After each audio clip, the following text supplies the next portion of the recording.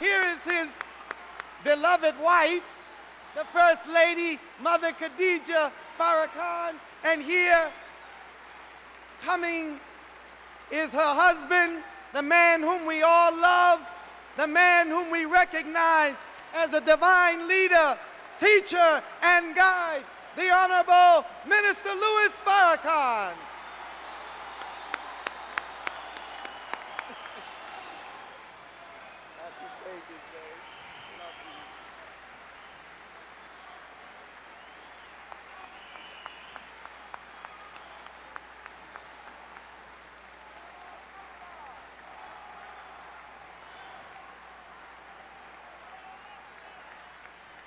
Allahu Akbar!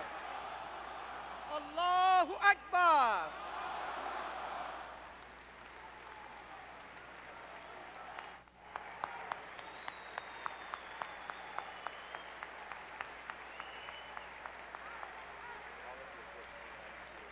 Thank you.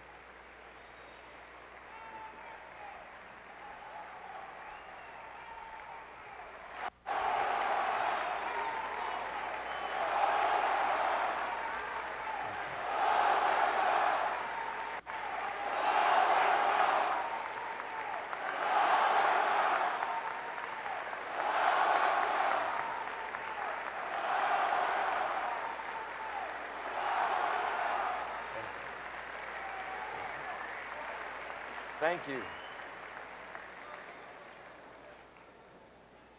In the name of Allah, the Beneficent, the Merciful, we give Him praise and thanks for His mercy and His goodness to the human family. The greatest of God's mercies is that whenever human beings get off of His straight path, He raises from among the people someone to whom He reveals some of His secrets, His wisdom, in what is called divine revelation, that those who hear and those who carry into practice what the prophets and messengers of God teach may be guided to the right path, to the path of God's divine favor. This is why, as Muslims, we thank Allah for Moses or Musa and the Torah. We thank Him for Isa or Jesus or Yeshua and the Gospel or Injil. We thank Him for Muhammad ibn Abdullah and the revelation of the Holy Quran. I am a student of the Most Honorable Elijah Muhammad, and I could never, ever, ever thank Allah enough for His coming. In the person of Master Farad Muhammad, to whom praise is due forever, and for His searching among us to find one with a heart full of love for God, love for truth, love for us, that love would give him courage and make him fearless in delivering a message of warning to the government and people of the United States of America, and good news to the government and people of the United States of America, and warning to the entire world of human beings, and good news for them as well. I thank Allah for having met and been taught by the Most Honorable Elijah Muhammad. I greet all of you with the greeting words of peace. Assalamu alaikum. First, I want to thank all of you who came to this venue and to the over 113 venues in the United States watching this by satellite, and those who are watching in the Caribbean and Central and South America, those who are watching by satellite in the United Kingdom, in France, in North Africa and West Africa and South Africa, in the Middle East. I thank you all for the honor and the privilege of allowing me into your homes, wherever you may be watching this, and allowing me to share with you what I believe will be helpful to you. I thank Allah for these wonderful brothers and sisters who grace this rostrum. I am honored beyond words by your presence. To my wife, my extended family, to all of the believers, and your hard work to make this Savior's Day probably the greatest in the history of our nation, I thank you from the depth of my heart for your hard work and your sacrifice to make this day possible. Thank you.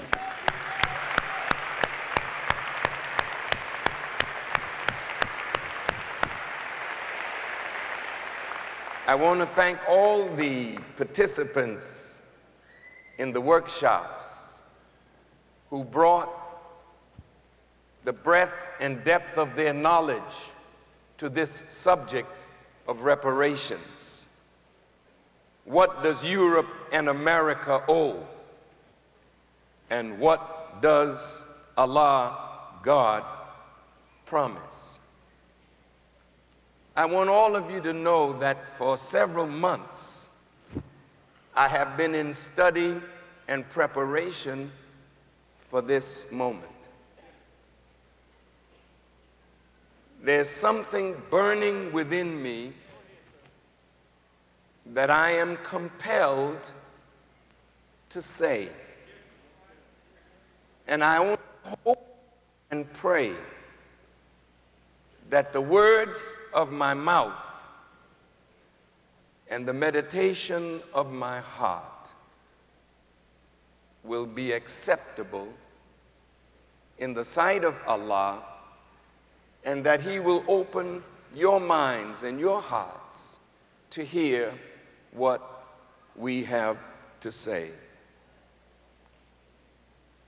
February the 26th is a day that has been set aside by the Honorable Elijah Muhammad to honor the birth of a man that came to us from the holy city of Mecca in Arabia, who was born on February the 26th, 1877. Master Farad Muhammad. He's 127 years of age today.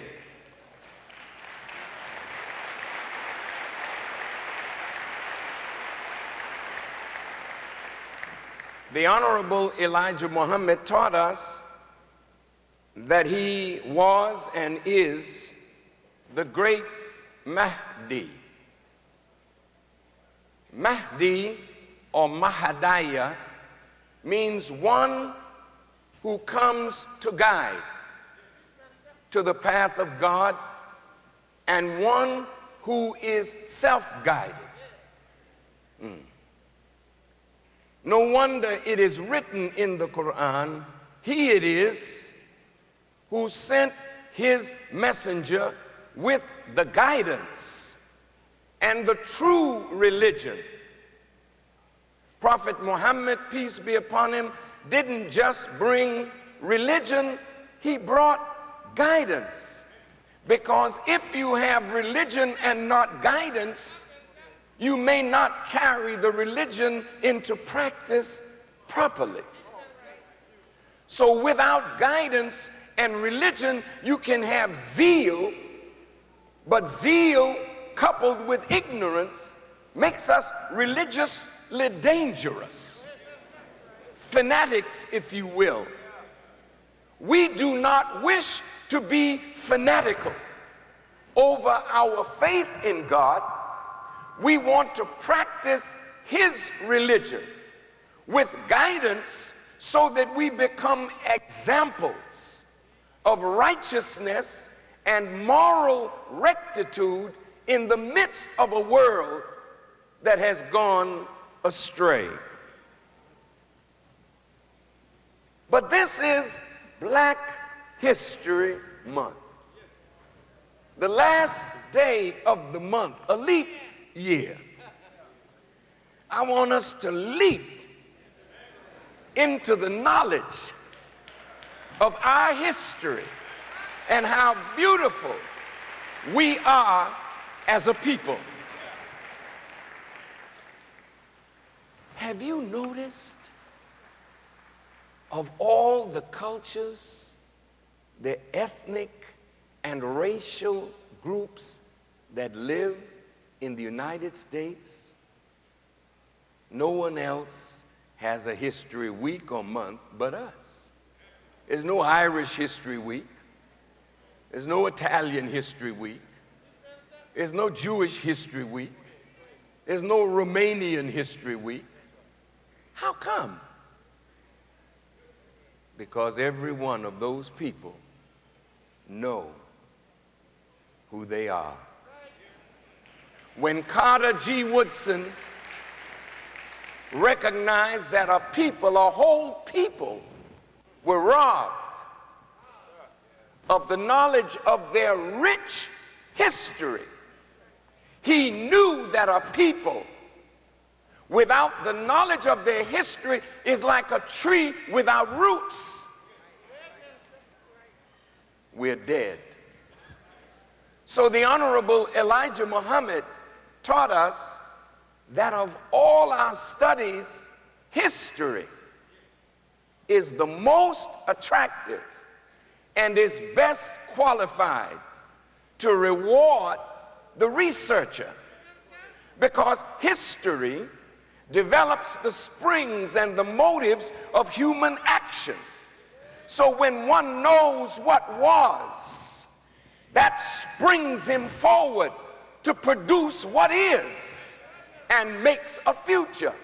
But when one does not know what was, one cannot understand the reality of what is, and then is unqualified to prepare a future for himself or herself and our progeny. So wise men study, and women study history. There are those who are born, as the Honorable Elijah Muhammad teaches, with the gift of prophecy. They can see into the future. This is a gift from God. But there are also those who can see the future and predict it closely by a careful study of history.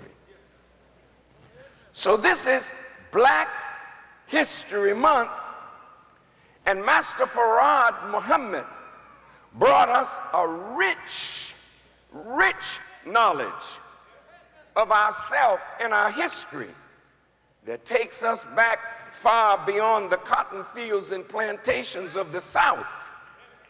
But he takes us back to the very origin of our being as direct descendants of the Creator. Listen, my desire today is to reach the world with this serious message on the principle of reparations. What does America and Europe owe to black people? What does God promise? in the word reparation is the word repair.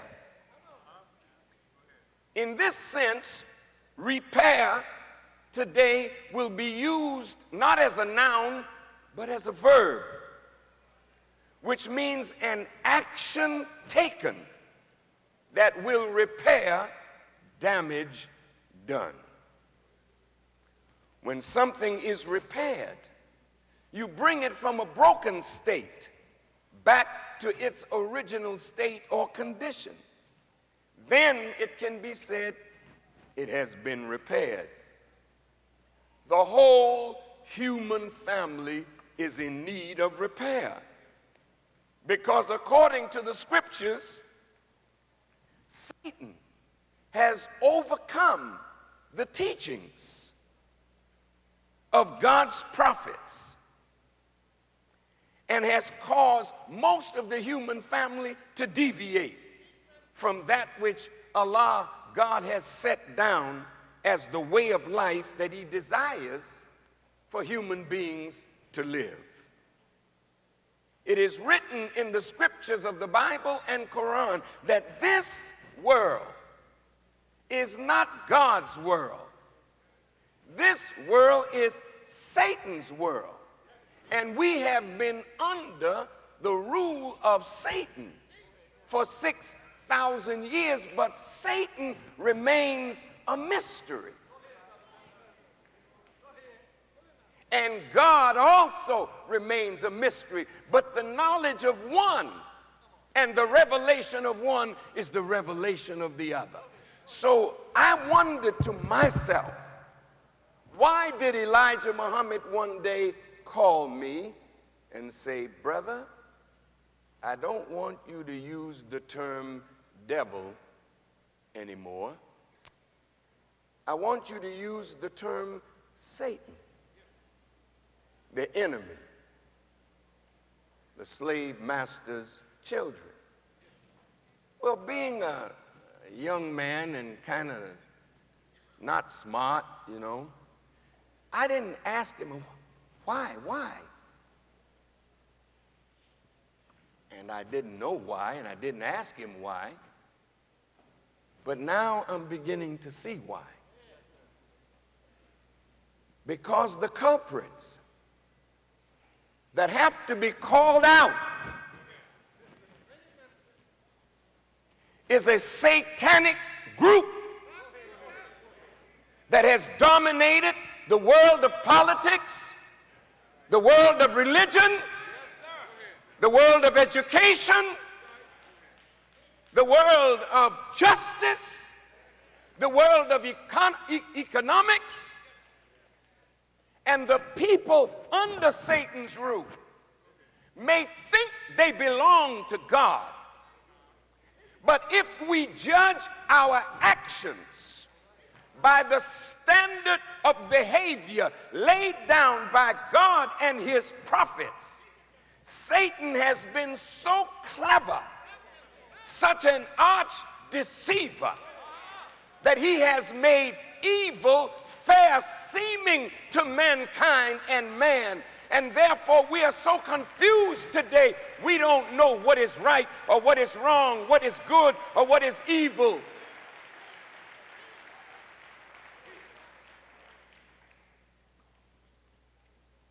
The Honorable Elijah Muhammad said to us that Satan is so wise, he has deceived the whole world. Are you in the world? Are you sure? Then are you and I of those who are deceived?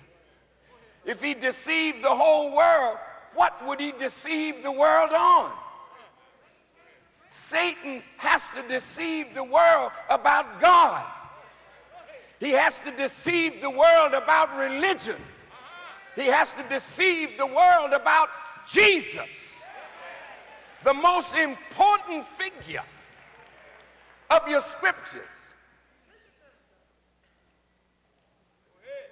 The scripture says Satan would be so wise He would curl his tail. This is in the book of Revelations. And bring down a third part of the stars of heaven. The Honorable Elijah Muhammad said, this means not taking down ordinary people. He's taking down the scientists and the scholars of religion. This is why Paul said, we don't wrestle or war with flesh and blood. We are flesh and blood. The fight is not with flesh and blood. The fight is with principalities, powers, the rulers of the darkness of this world, and spiritual wickedness in high places. So if you and I can't deal with the devils on our level and become one ourselves, hello. But many of us that think we are of God, we're raising a lot of hell. You know what I mean? So we got to get clear today on who is with God and who has Satan deceived. Now, dear brothers and sisters, this Satan, by deceiving scholars of religion in Islam, in Christianity, in Judaism, this causes scholars to look at the book and the revealed word and misinterpret it, leading millions of people astray who believe that they're on the path of God, but they have been devoured by Satan. Listen, in the book of Job, the sons of God came to present themselves to God, but the devil came also with them. Now, how could the sons of God be hanging out with the devil and not know it? So here comes God now who knows it. He don't speak to the sons of God. He speaks directly to Satan. He said, whence cometh thou, Satan? And Satan had to answer. He said, I come from walking up and down, to and fro in the earth, seeking whom I may devour. I hear theologians say we are all the children of God. That is a lie.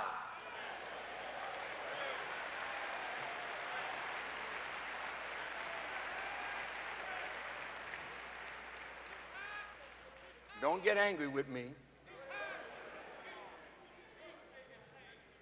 We all have the capacity to become children of God. But there's a choice that we have to make, because Satan is out here campaigning for minds and souls and infecting the people's spirit. And God is doing the same. So God has children, and Satan has some too. And these two may be hanging out today, but maybe after today, you might look to your right or to your left. You might look to your bedroom and the boardroom and say, my God, I did not know that I was sleeping with, I was walking with, I was married to a child of the enemy. What does Europe and America owe? And what does God promise? I want to ask a question. Do you think the prophets saw the transatlantic slave trade?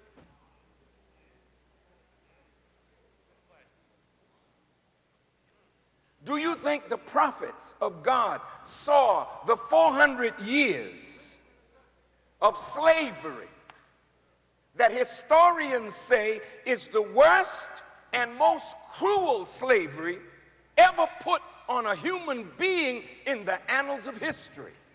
Do you think that the prophets saw this? We would have to conclude that if they wrote of the end of time, they had to see the horror of the transatlantic slave trade, and they had to have written somewhere in the Holy Writ about it. They had to have seen Africa and the sons and daughters of Africa ripped away from her shores and Africa brought to ruin. Africa put in a condition that Africa is in today, in spite of the fact that Africa is the birthplace of civilization. Did the prophets see it? I believe they did see it. I believe they did write about it. But then let's ask this question. How many of you have listened to religious programs by various scholars and teachers of religion that come on television? How many of you have listened? Would you raise your hands? I'm raising mine because I love to listen. Yeah. Okay. Have you ever heard any scholar of Christianity, Judaism, or Islam talk about the transatlantic slave trade and the suffering of black people in America? Talk back to me. You never heard it. Well, don't you think we should ask why? If it was that horrible, why didn't the Jewish scholars talk about it? Why didn't Christian scholars talk about it? Why didn't Muslim scholars talk about it?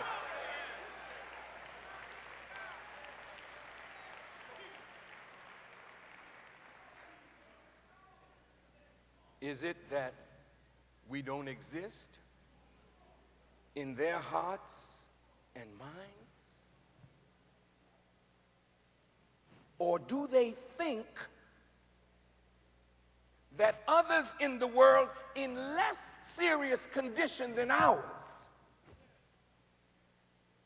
can receive warning and guidance from Allah, but we, the blacks in the diaspora and in Africa, have no place in the heart of God?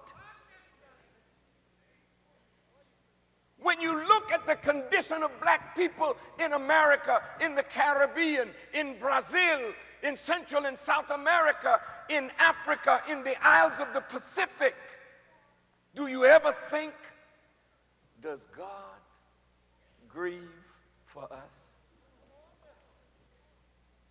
Who needs a God that don't think about us? Who needs a God that does not care for the suffering of an entire people? If the scholars of religion have not considered black people at all, we join your churches, we join your mosques, we join the synagogues. We've gone to the Communist Party, we've gone to the socialist parties, but I don't hear none of you talking about a condition, nor do you have the power to heal it And oftentimes, you don't care. So I want to put Jews, Christians, and Muslims to thinking. I want the world to know Farrakhan is not now, nor have I ever been, a hater of the Jewish people. I say that without a tongue in cheek because I'm unafraid of what you can do to me. You can only do to me what my God allows you to do. And whatever he allows you to do, I'm prepared to receive it by his grace.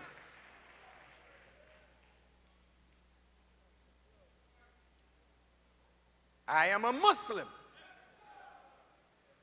and I love the Muslim world,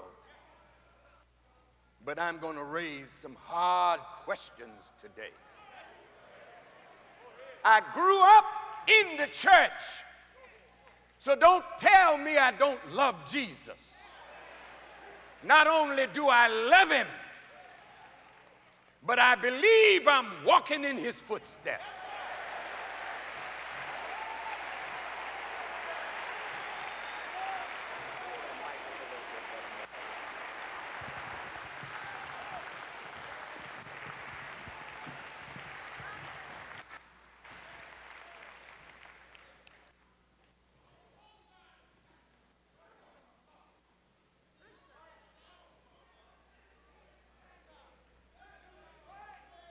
We know that this horror of the transatlantic slave trade is written of. We know that our sojourn in slavery is written of. But where? How was it written? And what should we expect from the knowledge of such?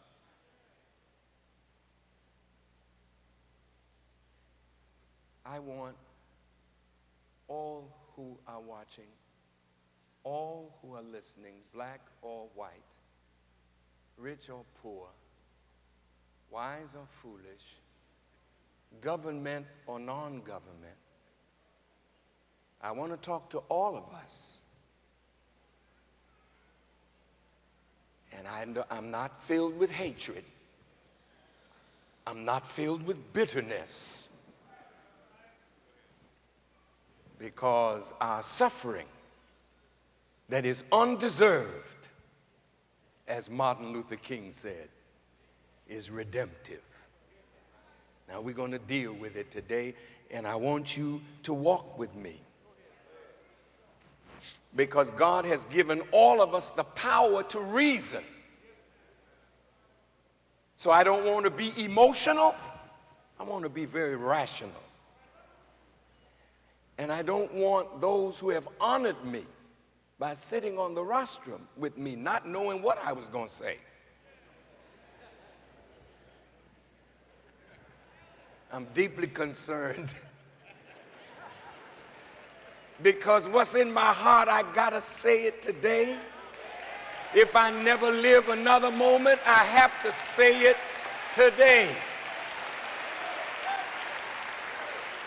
Now, the reason I'm taking this time to set a framework for discussion, because many people who are nationalists, who are communists or socialists, have no respect for Bible or Quran.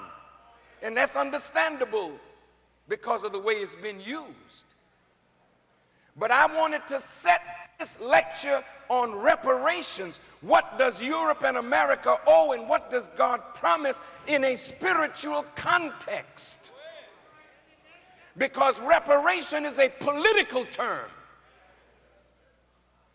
Justice is spiritual and political.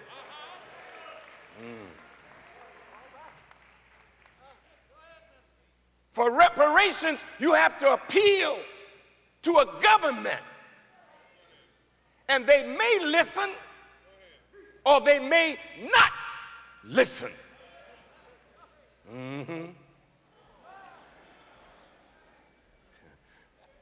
But the Honorable Elijah Muhammad taught us that when we lie down, justice lies down with us. And when we get up, justice gets up with us. Justice is not concerned with the World Court or the International Criminal Court or the local judge and the local court.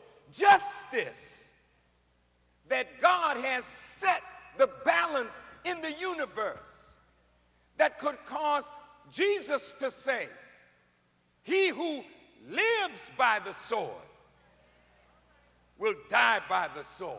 Huh? He who has led into captivity will go into captivity. And a man shall reap what he sows. And the prophet Obadiah says, as thou hast done, so shall it be done unto you. That law has nothing to do with courts. It has everything to do with the highest court, the universal court of the divine supreme being. Now let's set the framework for repair. Both the Bible and the Quran start with the creation of a human being that was created or made in the image and the likeness of God. That's big. From a biblical standpoint, that's big. Because if you and I, regardless of your color or race or ethnic roots, are made in the image and the likeness of God, then all of us are born with potential to rise above any reality and create a new one. It's within you. Listen carefully. The Quran says it differently. The Quran says that Allah made the human being to be Khalifa, God's vicegerent or the successor of God, who rules God's creation in his name by his permission. That's as high as you can get. But the Quran and the Bible say Satan caused Adam's foot to slip and he fell from his high, lofty position. The Quran bears witness in the same language. In fact, the Quran is really a verifier of the truth of the Torah and the gospel. That's why every one of you should have a Quran and read it, because it verifies exactly what God sent down through the mouth of his prophets in the Bible. Okay. Now, this man that slipped, he had a wife. So you have Adam, Eve, and they had children. Now, mind you, they had fallen. So they produced the first dysfunctional family. Adam, not Adam and Steve. I'll get to that later. But the book says Adam and Eve. And then they had two children, Cain and Abel. But envy was between the two children.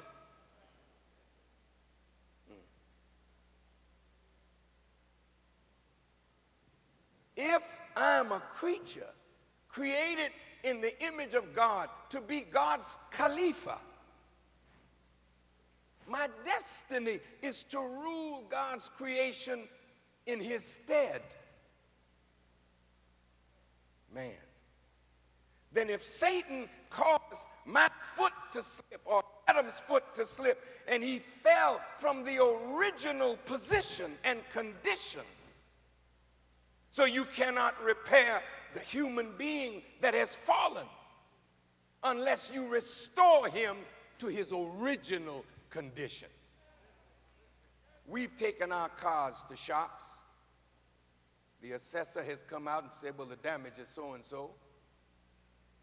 But then when you paid him the money and drove out, just down the block, the car stopped running. Now, either that was a crook or he was a bad mechanic. But what we wanted is our car brought back to its original condition. Through envy, hatred, and murder, two brothers came up. And from one man, God made humanity, according to the Quran and the Bible, into tribes and families. But those tribes and families show the same characteristics of Cain and Abel. Boy, that's really rough. When Cain was about to kill his brother, God spoke to him and said these words. Why are you angry? Why has your countenance fallen? Sin lies at the door. Anger. Cain was angry because he felt God favored his brother. That anger, envy, produced hatred. Hatred produced murder. And Cain slew his brother. From that day to this, murder, hatred, envy, revolution, war, and anger is completely throughout the human family. All because of our fall from our original position. So the whole human family is in need of repair, but there's a segment of that family that has fallen even further than all of the rest. And that is why we've taken this subject. What does America and Europe owe? And what does God promise? Now, here's a book written by Gary Wills. It's called The Negro President. You thought it was Clinton, huh? Jefferson and the Slave Powers. Here's what he said, quote, "It is a fact that through much of our history, Americans have shied away from slavery as too divisive or hot an issue, leading to a great national amnesia about the impact and the reach of slavery." Now, wait a minute. Here's a Caucasian. He says Americans are suffering from amnesia about slavery. It's too hot an issue. It's too divisive. Don't talk about it, please, for God's sake. Because if you talk about it as a white person, I'm going to feel bad. Well, when I went to the hospital to deal with cancer, I was feeling bad too. And I didn't want nobody to operate on me. But if it meant they would save my life, come on and cut away. And they gave me a beautiful anesthetic, put me to sleep. And when I woke up, I looked at the doctor and said, boy, now I know why our people love drugs.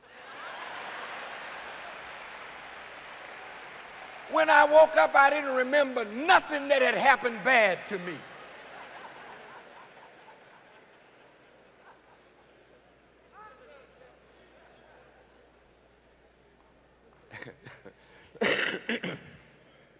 Gary Wills goes on to say, as our understanding of the role of slavery in our past grows, it will become clearer just how much slavery has affected all aspects of American life. Now think about that. Slavery has affected all aspects of American life. So, in my brother Randall Robinson's book called The Debt,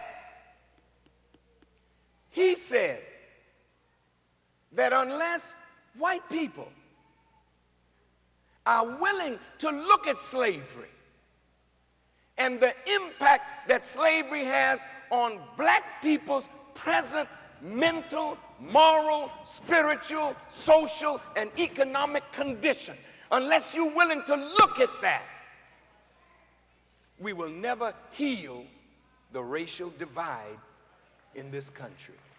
Okay? Now,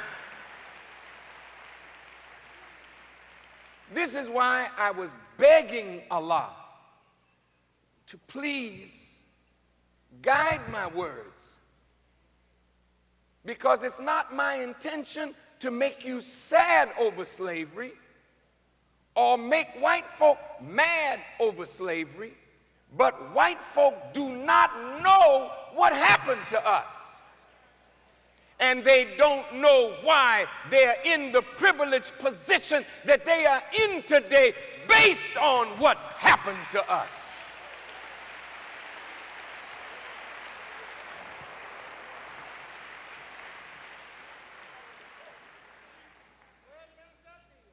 So it is this that I'm hoping that black and white will consider. For if America is unwilling to look at the horror of the transatlantic slave trade and what happened to us as a people, there will never be a chance for good relations between black and white. Now, the type of relation that you have right now, that's not a good relation.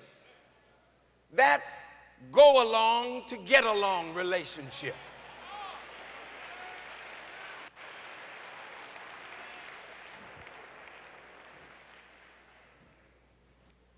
Now, I don't want to get along if I just got to go along with the mess that's being handed to me and our people in American life. I don't want to do that. And I will never encourage black people to submit to the madness that is going on to us and just go along in order to have a white man smile at you and pat you on the back and treat you like a dog that they have called out of the backyard.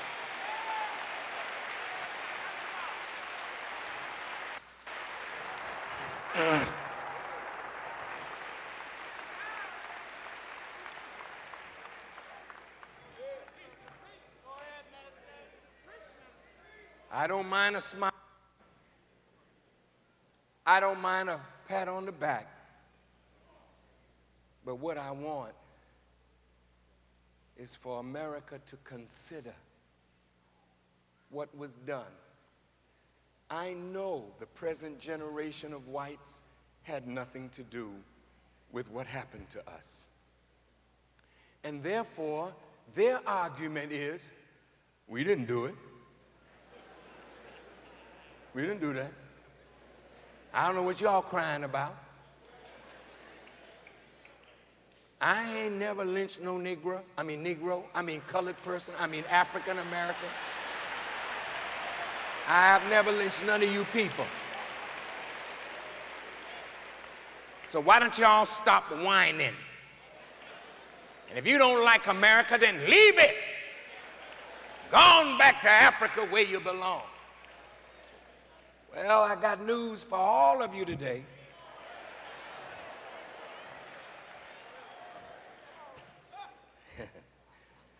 I got some news for you. I'll tell you the good news in a minute. It says now, see, if white people, if the government of the United States first, Congress, the Supreme Court, state legislatures, governors are willing to look at the problem, just look at it, you will see something that will give you a different thought about what is justice and why black people continue to cry out for justice. If you look at it and gain the true knowledge of what happened to us, and you black people don't know either. That's why you can walk around willy-nilly, laughing and joking and playing and dancing and popping your finger and shaking your backside because you don't know what happened to you. And anybody that tries to teach you, they call them a hate teacher.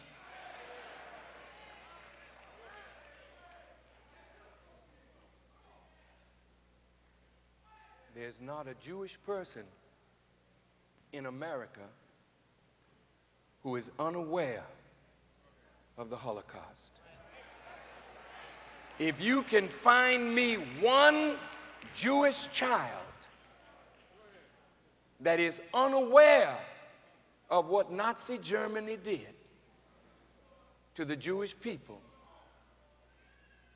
I ain't gonna say I'm gonna give you some money because you'll lie and tell me they didn't know. But you can't turn on your radio or your television without somebody telling you of the horror of what happened in Nazi Germany to Jewish people. The Jewish people are taught to remember so that they can stand up and say, never, never, ever again. I want us to become so filled with the knowledge of what happened to us and our rich historic past that we will rise as a people and say and mean it, never, ever, ever again.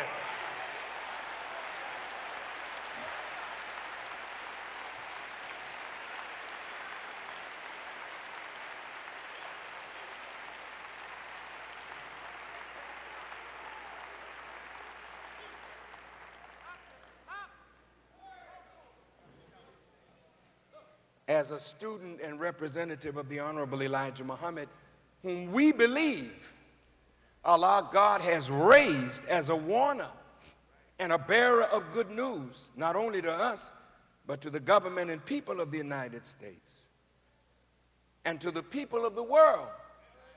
Because the peoples of the world, the nations of the world, right now are in the throes of divine judgment.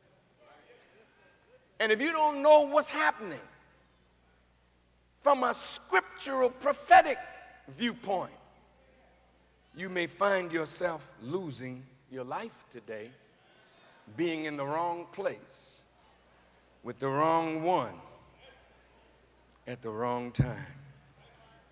See, a new government is coming in, and it will not be headed by President Bush or Tony Blair or Gerhard Schroeder or the Italian Prime Minister, Berlusconi, thank you, and the Japanese Prime Minister or the Chinese President. No. Everybody, they had their day. See? You believe in Jesus? Let me see the hands of those who believe in Jesus. All right, good. What did he say? His kingdom was not of this world. He came in the name of the Father to establish a kingdom on earth, a righteous kingdom where everybody, regardless of their race, their creed, or their color, if they believed in him, all artificial barriers would be broken. And they would be the foundational stones of a new government that will replace the governments of the earth who have misused their power and authority over the people that they did not create. And I'll tell you something. As this lecture proceeds, I'm not going to keep you that long, but as this lecture proceeds, I hope to show you how every leader that has risen in America, in Africa, in Asia, in Central and South America, that is for the people, must be destroyed by the satanic powers that are ruling America today. We're going to get to that in a minute. Now, England and America, if they don't wish to look at this, they won't be a part of the solution. They'll be the problem. And that problem is going to be removed today by the power of the Lord of the worlds. Now, I know that as a people, we believe that America is all powerful. I know. And there's no question that America is very, very powerful. But so was Pharaoh. So was Nero. So was the Khosrows of Persia. Everybody that thought they had that kind of power, time and the motion of people toward freedom set them down. So if I were President Bush, I wouldn't worry about weapons of mass destruction that you can take away from Libya or Iran or North Korea. Can you imagine that? America, the only nation on earth that used it, got enough weapons of mass destruction that she can destroy humanity 30 times over. And who's next? England, who has been the #1 terrorizer of the darker people of the earth. She got weapons of mass destruction. France, another colonizing power, brutally suppressing people of Africa, Southeast Asia, the Caribbean. But they have weapons of mass destruction, and that's all right. But no people of color should have one to produce détente. Listen to me good, politicians, please. As long as Russia had it and America had it, there was mutual annihilation possible. Let's talk. Let's talk. If they have and you don't have, then the arrogance of their having makes them difficult to talk with at the negotiating table. Israel is an occupying power. She has weapons of mass destruction that she can destroy the whole Arab world. That's why there won't be successful peace talks. For what? You can't bring nothing to me. I got it. And my big brother in the West will back me up. So you Palestinians and Arabs, take what I give you. It's the most liberal offer. But it's not justice. It's not fair. But even if China didn't have it, but China does. Or even though they don't like China, let's talk. Let's talk about things. Got rockets that can reach our shores. Let's talk. Oh, yes, let's. I'm going to give you most favored trading status. I hate your guts, but you got something that I'm scared of. Let's talk about it. When you're dealing with a bully and a coward, if you don't have juice, he walk all over you. So China got it. But China had problems on her eastern border with India, so India now has it. India and Pakistan don't get along, so now Pakistan has it. Libya had it, but decided, well, I see a bullet coming. You know the Matrix?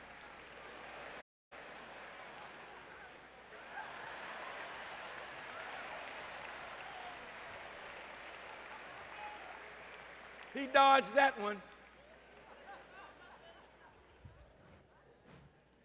May Allah bless you, Brother Gaddafi. It's a wise move. You don't need it anyway. But I want to say this to America. Even if you got everybody in the world to give up theirs for favored status with you, what you're going to have to deal with is the power of an angry God today. And I'm telling you straight up, you can't win. That's why I want to talk to you about what God promises and give you a chance to do what's right. Now, I'd like to lay the first foundation of Scripture of our suffering. The Bible says Abraham went to sleep one night, and lo, a horror of great darkness fell upon him. And God said to Abram, know of a surety that your seed will be a stranger in a land that is not theirs, and shall serve them, and they shall afflict them 400 years. But also that nation whom they shall serve will I judge, and afterward shall they come out with great substance. That's a promise. That's a promise. Here's the first time that a prophecy is made of a people going into a state of bondage and affliction for 400 years, and that God was going to judge the nation that the seed of Abraham would serve. And afterwards, they're going to come out with great substance. That's a promise. The next time we see a bondage situation set up in the progression of history was the children of Israel being in bondage in Egypt. And in their bondage and their suffering, it's written that God heard their moaning and their groaning on account of their harsh taskmasters. He didn't send somebody. He said, I think I will go down and see whether the cry is altogether that I have heard.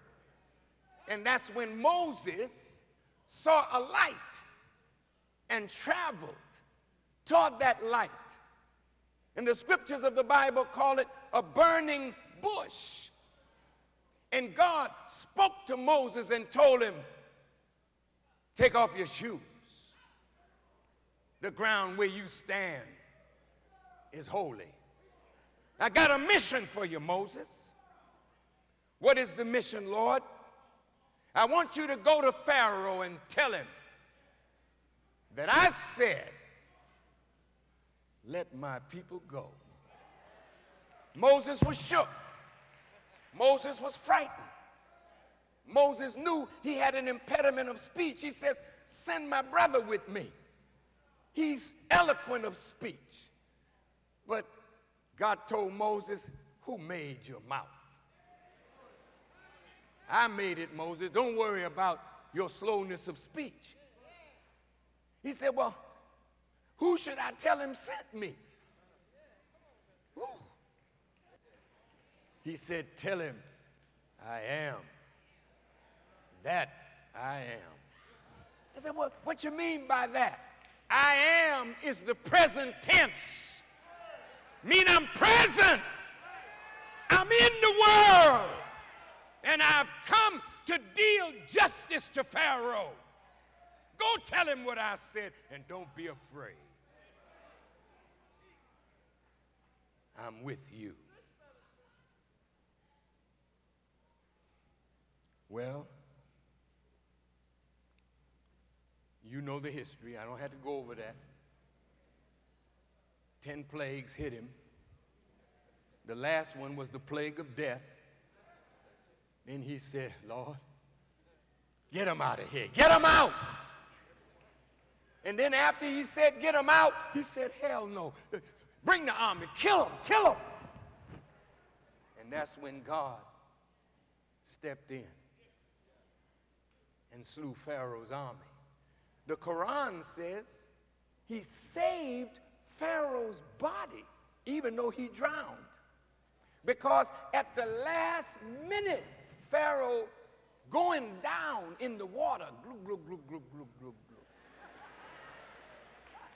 He said, I bear witness that there is no God but the God of Moses and Aaron. And because he bore witness, God saved his body. It's over in the museum in Cairo. What did he save his body for? So that a man like President Bush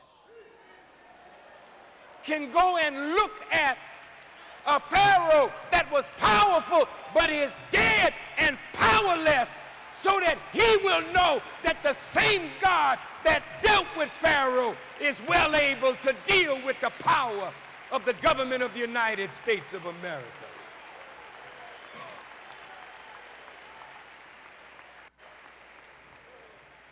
Now, please, I don't want to frighten nobody. But I just have to get this off of me. If I never speak again, I have to get it off of me. But look at this. History progresses. The children of Israel are brought out of Egypt. Today they celebrate Passover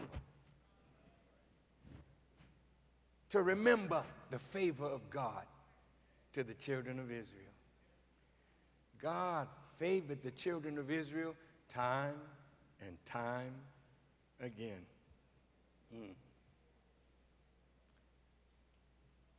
But now, if you move to the book of Deuteronomy,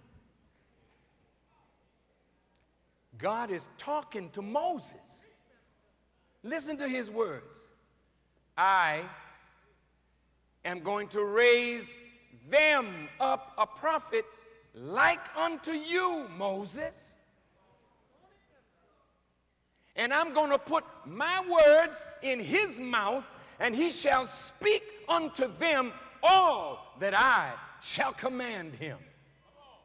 So now Moses becomes a prototype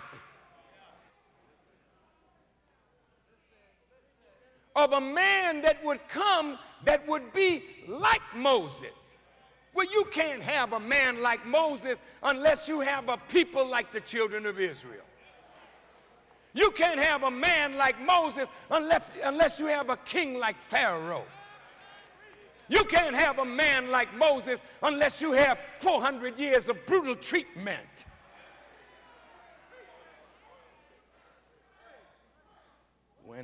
When I was studying plane geometry, they had a theorem that goes like this. If side angle side of triangle A is equal to side angle side of triangle B, then these triangles are said to be congruent. Dear Christians and Muslims, I got to talk to you. Jesus fit some of the picture. I want to reason now. I don't want you to walk away from me.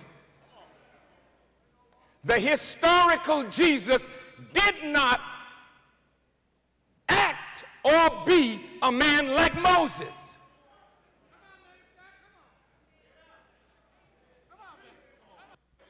He was not a slave. Even though he was in the Roman Empire, they were under